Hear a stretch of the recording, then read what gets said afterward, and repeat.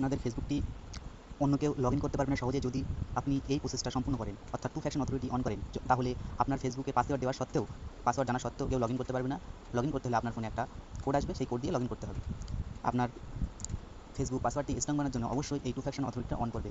তাহলে জেনে নেই কীভাবে সহজে এই টু ফ্যাকশন অথরিটি অন করতে পারবো। এর জন্য সর্বপ্রথম ফেসবুকটি ওপেন করতে হবে। ওপেন করার পরে যে অ্যাকাউন্টে আপনি এই স্ট্রং পাসওয়ার্ড করতে চান বা টু ফ্যাকশন অথরিটি অন করতে চান, সেটি লগ ইন করতে হবে। লগ ইন করার পরে এই কোনায় থ্রি ডটে ক্লিক করতে হবে। ক্লিক করার পরে সেটিং অ্যান্ড প্রাইভেসি বলে নিচে অপশন থাকবে, এখানে ক্লিক করতে হবে। ক্লিক করার পরে তার নিচে বলে সেটিং বলে যে অপশনটি থাকবে সেটা ক্লিক করতে হবে।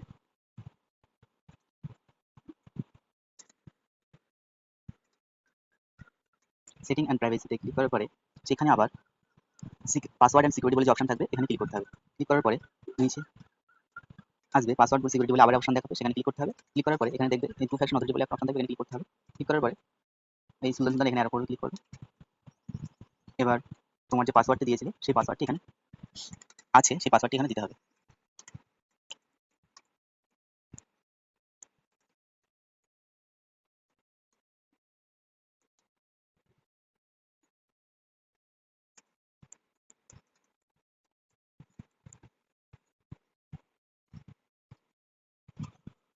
পাসওয়ার্ডটি দেওয়া হয়ে গেলে একটু লোডিং নিচ্ছে, নেট স্লো বলে দেরি হচ্ছে।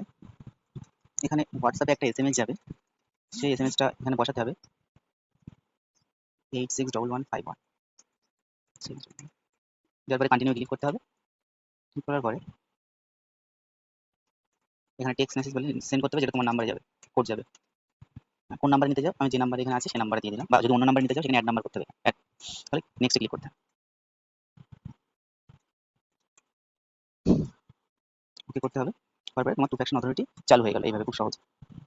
Thank you for watching this video.